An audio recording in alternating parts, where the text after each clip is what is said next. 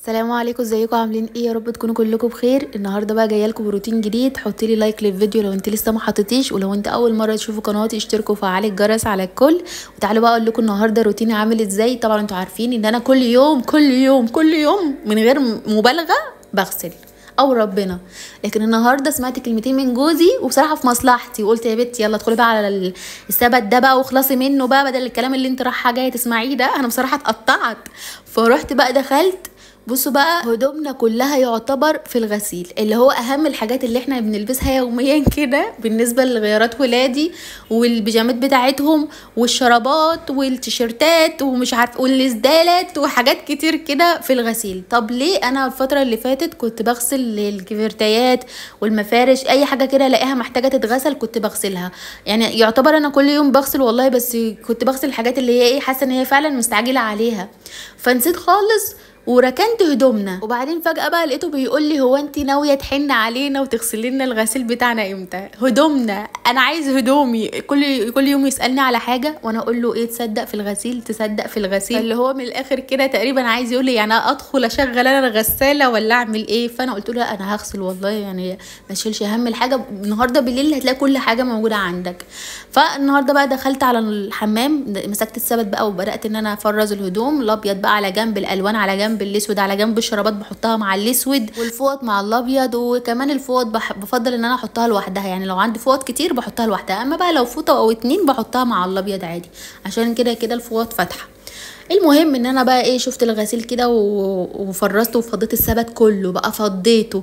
عايزه اقول لكم ان انا شغلت الغساله النهارده وحياه ربنا حاسه ان هي كانت بتطلع في الروح وقت طويل قوي، يعني من اول ما بدات معاكم الروتين لحد تقريبا من يعني بعد العصر وانا مشغلاها. وبتقعد تقريبا في كل غسله تقريبا نص ساعه، لان انا ايه من النوع اللي مش بشغل الغساله ربع ساعه وتخلص خلاص، لا.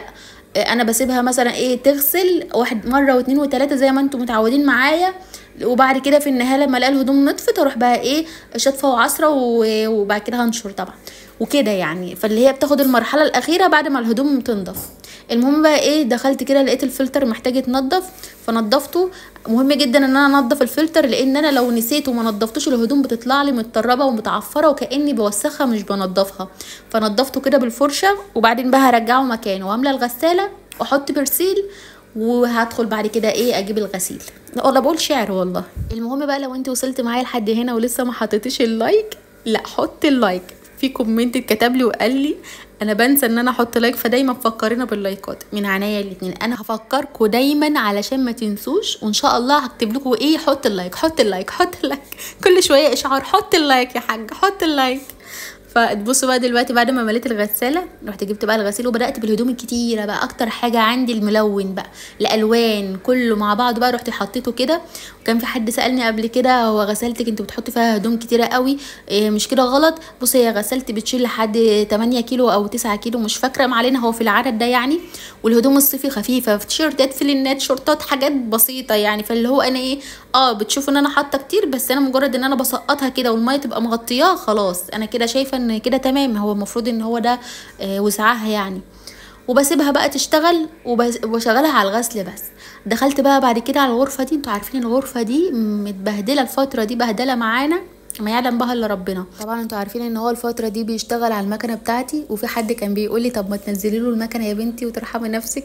انا لو نزلت له المكنه هو كده كده كان نفسه ان هو ينزلها، بس انا قلت له لا ما ينفعش، عشان انا لو احتجت اعمل حاجه هنزل اعملها انا، لا هو يطلع احسن، لان انا برضو يعني قاعده في بيتي يعني انزل الورشه ليه. فالمهم ان هو بيطلع علشان مكانته المفروض عنده مكنه، مكانته بايظه. وهو طبعا انا جبت مكنه فاعتمد على المكنه بتاعتي بقى ما اقولكوش. فالمهم هو بيطلع عندي يخيط حاجات وكده يعني كتير، مش قليل الفتره دي بيطلع، علشان بس ايه بيبقى عنده شغل مغلفات. فالمهم عندي بقى بهدله، قماش قصاقيس وبره بقى، القماش بتاعه بيبقى تقيل شويه فبيطلع وبره كده والبهدله بتبقى جامده في المكنه. فالحمد لله يعني الموضوع بسيط برضو، بعرف ان انا المه يعني. بس اوقات بسيبها بامانه، اوقات بسيبها تضرب تقلب، لان كده كده بروقها وبتضرب تاني يعني. بص انا اروق ويدخل بقماشه ويقص ويعمل وتتبهدل تاني، فعلى ايه لا بسيبها له كده يومين لحد ما يزهق منها ويقول لي مش ناويه تروقيها، اروقها له. فالمهم انا دلوقتي قلت اروقها، لان انا صراحه انا اللي زهقت، كل ما ادخل الاوضه الاقيها متبهدله وفي حاجات على الارض وكده، فقلت لا انا لازم انضفها والمكنه كمان.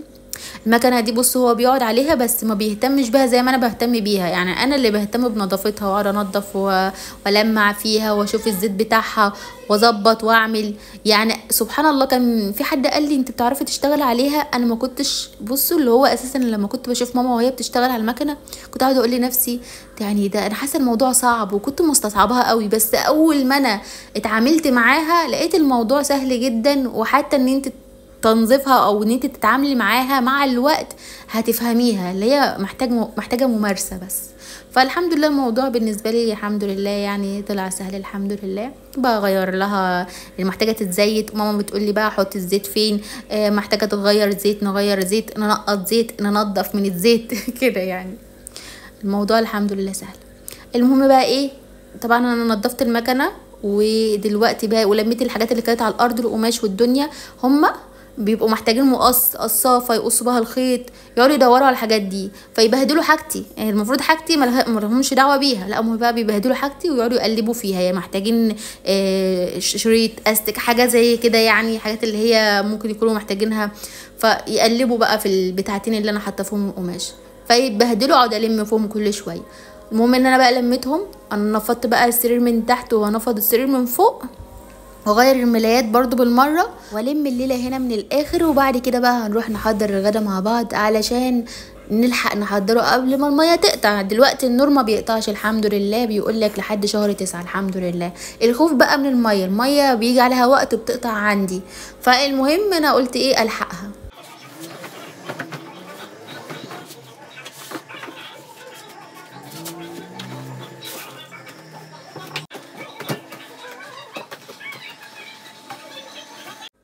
وهنا طبعا انا بلخص عليكم فرد الملايات لان يعني الموضوع انتوا عارفينه وفاهمينه، وعادي بتشقلب كده على السرير ده لان السرير ابو دورين صراحه مشكله في الدور التاني ان انا اقعد اظبط الملايه وكده بتشقلب، وحياه ربنا بتشقلب حرفيا، يعني ببقى بلف حوالين نفسي كده شمال ويمين عشان اقعد اسوي فيها واقعد اشد من هنا ومن هنا وبتمرجح تقريبا. المهم ان انا بعد ما فرشت الملايات رحت بقى ايه حطيت المخدات اهي وخداديات الصغننه، وهنيجي بقى نكنس الارض وبعدين بقى نمسح باذن الله. كان في حد بيقول لي في الفيديو اللي فات تقريبا غيري ديكور الغرفه الكبيره، هو انا والله انا بفكر ان انا اغير الديكور فعلا، بس كنت بفكر على دخلة الشتاء بامانه ربنا، لكن دلوقتي مش جاي لي نفسي ان انا اعمل فيها حاجه لان بفكر في حاجات تانية زي ما انا عرفتكم قبل كده في الفيديو اللي فات. احنا عندنا مناسبات فاللي هو انا بفكر لها ومش عارفه لحد دلوقتي اعمل حاجه. وكان في متابعه بتقول لي اشتري جاهز، وبصراحة والله فكرة الجاهز موجود، الفساتين ما شاء الله موجودة عندنا ويعني ستايلات حلوة، بس انت عارفة ان هو انا نفسي ان انا اعمل حاجة معينة انا يعني في دماغي اللي هو تصميم معين كده. انا اساسا اتعلمت الخياطة عشان في حاجات ببقى نفسي ان انا اعملها لنفسي مش بلاقيها في السوق، فالفكرة في ايه ان انا في كذا حاجة في دماغي ومحتارة ما بينهم، فمحتاجه اركز بس واختار تصميم واعرف بس يعني ايه نوع القماش اللي انا هحتاجه وانزل على طول اجيب الحاجات اللي انا محتاجاها باذن الله ليا والمليكه ان شاء الله باذن الله. يعني قدام شويه حتى بعد ما نخلص من المناسبات دي واشوف بقى الحاجه اللي انا عايزه اعملها عند ماما ان شاء الله الفتره اللي جايه نخلص خالص بقى ونروق دماغنا نبقى نغير الديكور، يعني ممكن على دخلة الشتاء انا حاسه ان هي كده هتبقى احسن، يعني على الاقل حتى ابقى فايقالها يعني. المهم افكركم تاني لو انت وصلت معايا لحد هنا اوعي تنسي تحط اللايك، ماشي صلي على النبي كده وحط لايك. المهم بقى ايه زي ما انتم شايفين كده انا بعد ما كنست الاوضه خدتها كده على طول من جنب السفره لحد الجزء ده، الحمد لله الشقه عندي يعتبر رايقه وما كانش عندي غير الغرفه دي بس هي اللي صراحه كانت تسد النفس، غير بقى الغسيل اللي بنسمع بسببه كلام في الراحه والجايه فالحمد لله بنخلص منه الحمد لله. لميت بقى الزباله كده وبعدين بقى هدخل اغسل ايدي وابدا ان انا احضر الغدا. بصوا بقى غدايا النهارده اكله من اللي هو بعملها لهم فين وفين، جوزي بيقول لي النهارده وهو بياكلها بيقول لي انت الاكله دي اخر مره عملتها لنا من 3 سنين تقريبا، وكل مره بقول لك الاكله دي عجباني وانت تقولي لي هنكررها مرتين 3 كده في الشهر حتى مش في الاسبوع، وانت ما بتعملهاش غير مره وبتنسينا بعد كده. بعمل له بقى مسقعه باللحمه انما ايه بص بقى تاكلي صوابعك وراها، يعني من جمالها الواحد بيبقى مش قادر يخلص اكل اللي هو مش عارفه انت شبعتي ولا ما شبعتيش انت شغاله في الاكل وخلاص. المهم بقى ايه بحط معاها بطاطس ولو في كوسه بقشر كوسه وبحطها معاها، مش بنقشرها نقشرها يعني اللي هو ايه بنقطعها. فالمهم انا دلوقتي ما عنديش كوسه عندي بطاطس فقشرت كده كام حبه بطاطس وبصل، وهقطع البتنجان. جبت كيلو بتنجان، كيلو بتنجان كان ب15 جنيه. وجبت كمان ربطة بقدونس، وعندي ليمون وشطه. بصوا بقى الشطه دي اساسيه في حاجات كتير، فبالنسبه بقى المسقعه لا، لازم كام قرن شطه كده اضيفهم في الموضوع. فدلوقتي ايه، هبدا ان انا بعد ما قشرت غسلتهم كده، وهقطع البتنجان والبطاطس والبصل، هحضر كل حاجه يعتبر. وبعد كده ان شاء الله ندخل بقى على مكونات الايه، تحضير الصلصه وقليه بقى البتنجان والبطاطس وكده. يعني موضوعها سهل جدا، خطواتها مفيش اسهل منها، بس في تريكات بسيطه بتخلي المسقعه معاكي كانك جايباها من مطعم، احلى من المطاعم او ربنا. هنا دلوقتي انا ايه، بعد ما قطعت البتنجان قلت احط عليه ملح علشان ما يشربش زيت كتير. بصوا احنا كده كده بنحط ملح عشان ما يشربش زيت، ماشي. بس انت لو حطيتي زيت كتير وقليتي البتنجان في زيت كتير هيشرب برضو، يعني مش اللي هو يعني مش هيشرب زيت بقى وهيخرج باحترامه من الطاسه، اللي هو كانه دخل زي ما خرج ولا ما علينا، اللي هو يعني ايه، مش هياخد زيت وكده، لا هياخد زيت كده كده، هياخد زيت بس اقل من اللي احنا ايه متعودين، اللي هو بيشرب ازازه الزيت اساسا في العادي. فانا حطيت ملح كده عليه وسبته على جنب. حسيت ان اللون هيتغير في بعد كام حبه كده من البتنجان، قمت حطهم في ميه بالملح، تمام. وبعدين بقيت اصفيه واقليه. وهنا بقى قطعت البطاطس، هقطع البطاطس عادي، اللي هو كاني هقليها صوابع، وهقليها فعلا. وبعد ما اقليها هي والبتنجان بروح بقى احطها في الصلصه زي ما انت هتشوفوا معايا.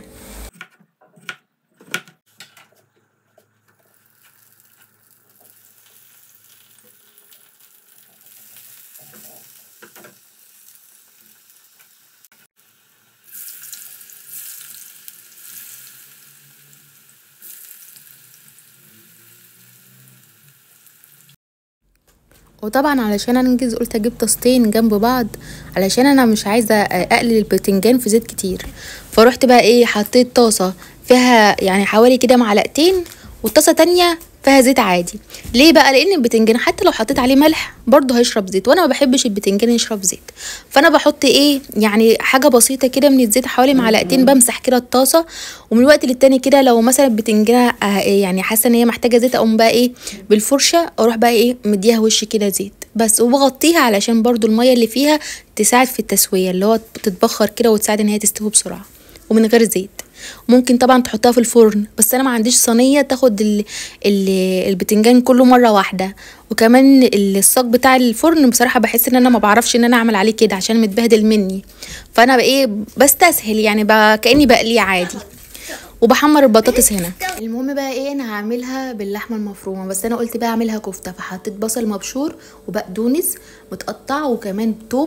ونزلت بعد كده بالتوابل، ملح وفلفل اسود ورشه شطه وتوابل لحمه ورشه جنزبيل، حاجه بسيطه كده يعني. وبعدين بقى عجنت كله مع بعضه. معنى كلمه عجنت اللي هو مش قلبت كده خالص، لا كنت بعجنها كانك بتعجني عجينه، علشان بس اللحمه تتماسك معاكي، لان انا مش حاطه لها اي حاجه تخليها تتماسك. فانا هحمرها برضو في زيت عادي. فالمهم ان انا ايه، رحت بقى ما خلطت كله مع بعضه كده وعجنتها كويس ورحت كورتها. هنروح بعد كده نقليها، وبعد كده نحضر الصلصه بتاعه المسقعه. بصوا بقى طعم الكفته بجد كان خرافه، بعيدا بقى عن المسقعه يعني هي لوحدها كانت حلوه تتاكل كده، كان ناقصها بس حبه طحينه وسلطه وخلاص اضربها بقى في سندوتشات. بس انا كان ناقصها ايه، اللي هي تتضرب في كبه. انا الكبه بتاعتي بعافيه بقالها شويه كتار، وشكلنا كده هنجيب كبه جديده لان هي مش راضيه تتصلح. فانا بتصرف كده مع نفسي في البيت مع المبشره بقى ويعني وايدي وكده. فزي ما انتم شايفين كده. المهم انا بعد ما خلصت بقى ايه قليه البطاطس وكمان البتنجان، رحت بقى قليت الكفته وحطيت معاهم كام قرن شطه، كنت نسيت اقليهم مع البتنجان وكده، وغطيتها. وبعدين بقى شلتها. وهنا بقى نزلت قللت الزيت، اهم حاجه نقلل الزيت. وبعد كده ننزل بالبصل في نفس الطاسه، وخليتها كده تدبل معايا وتاخد لون بسيط. وبعد كده هنزل بالثوم، هقلبها برضو شويه حلوين كده واخليها بقى ايه تاخد لون وتكمل تسويه مع البصل. الثوم يعني بسرعه، اللي هو مش بياخد وقت وبياخد لون، اما البصل يعني بياخد حبه حلوين كده مثلا دقيقتين 3.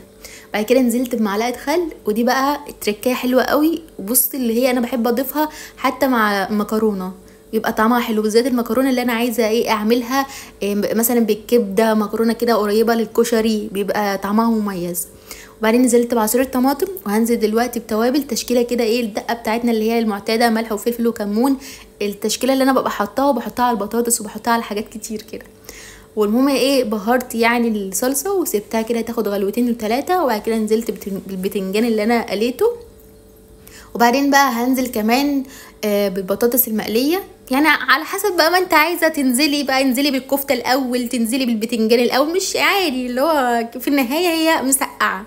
بس انا كنت بقول يا ريتني كنت نزلت حتى بالكفته الاول وبعد كده البتنجان وبعد كده البطاطس وبعد كده بتنجان وبعدين كفته، ما اعرفش كنت عايزه اخليها خلطه بيضه. وبعدين قلبتها بقى، حسيت ان الصلصه كلها تحت ومظلومه معايا، فروحت قلبتها وحطيت بقى الكفته وشطه، وبعدين بقى ايه غطيتها وسبتها تاخد غلوتين كده. طبعا كل حاجه مستويه مش هتستاهل يعني وقت، فاهمين؟ وسبتها بقى. وهنا بقى قلت اعمل طبق سلطه كده سريع، بحب ان انا اعمله جنب اي حاجه زي البتنجان، فول وطعميه. بصوا بقى طعمه خرافه، مثلا اكله بيض بالرز والبطاطس، اكله كده حلوه احنا بناكلها في دمياط عندنا. ما علينا، الطبق ده بقى تحفه. بقطع الخيار كده زي ما انتم شايفين بالطول، كل حاجه كل حاجه، خيار بصل شطه طماطم، يعني بقطعها كده شرايح. وبعدين بقى بحطهم في طبق واحد، وانزل عليهم بالخل، وانزل عليهم بدقه ايه الفلفل والكمون والملح والشطه، وبقلبهم مع بعض. بس بصي بقى كل صوابعك ورايا، يعني هي اللي بتاكلني والله العظيم، بتفتح نفسي. وقرن الشطه مهم طبعا بالنسبه لي اللي ما بيحب الشطه يلغيها، بس على فكره انا بحس ان الشطه بتدي طعم لكل حاجه، معرفش ليه، زيها زي الملح بالنسبه لي. المهم بقى ان انا لما قليت البطاطس حطيت حبه على المسقعه وحبه سبتهم كده مقليين، علشان انا بقى خفت من ولادي لحد فيهم يتنمرض ويقول لي لا انا مش هاكل مسقعه، فيلاقي بطاطس فيلاقي كفته، فيبقى ايه الاتنين مع بعض شغالين. وفعلا ابن اياد مرضيش ياكل بتنجان، ولقى البطاطس والكفته كان بيعملها سندوتشات ومع السلطه بقى ودي، واحنا بقى عشنا مع المسقعه والكفته وكل حاجه. المهم ان انا بقى ايه بعد ما حضرت خلاص يعتبر الغدا خلصته، قلت بقى ادخل امسح الاوضه دي قبل ما جوزي يطلع، علشان ابقى ايه خلصت كده الاوضه وخلصتها، وبعد كده هنبقى نحضر الغدا زي ما انت تشوفوا معايا. المهم برضو علشان ما تنسوش، لو انتوا وصلتوا معايا لحد هنا ولسه ما حطيتوش اللايك، حطوا اللايك يا جماعه، حطوا اللايك عشان خاطري، حطوا اللايك. بفكركم اهو. عايزه اقول لكم ان انا كنت بفكر اغير نظام الاوضه دي، وبعدين بقى قعدت بص اللي هو بالمتر، والله قعدت بص اقيس السرير ناحيه الحيطه التانية، ومع اني انا قايساها قبل كده، بس قلت يا بنتي يمكن المره دي تنفع، يمكن ما احنا الصالون قبل كده كنا عايزين نخرجه بره بدل الركنه وما كناش عارفين، وسبحان الله جيت في يوم كده لقيتها نفعت علشان شلت التلفزيون. اما في موضوع السرير، فحد كان قال لي حطيه مكان الدولاب، فانا قست السرير اكبر من مقاس الدولاب، واكبر يعني بص اللي هو ايه هيقفل على الباب مش هيفتح، انتوا شايفين مش هيفتح، هو فاتح اساسا بالعافيه والدولاب موجود، فمش عارفين هنسيبه مكانه بقى. انا كده خلصتها وطفيت النور.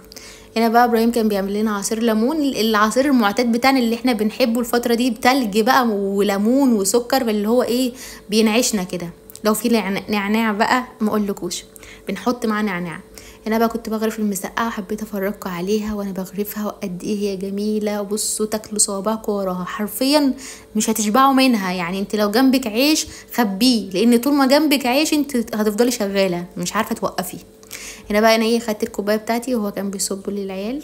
بعد بقى ما شربنا واتغدينا وظبطنا وقعدنا واستريحنا، قمت بقى ايه قلت افضل الغسيل. طبعا انا غسلت غسلتين 3 وانا بشتغل كده في الغرفه وبحضر الغدا، يعني انا كنت برضو مشغله الغساله واشيل واحط فيها وانا بحضر معاكم، فاهمين؟ بس انا طبعا عشان ما توهكوش معايا في موضوع الغدا، كنت يعني كل الخطوات جنب بعضها، وموضوع الغسيل انتوا عارفينه بقى من البدايه.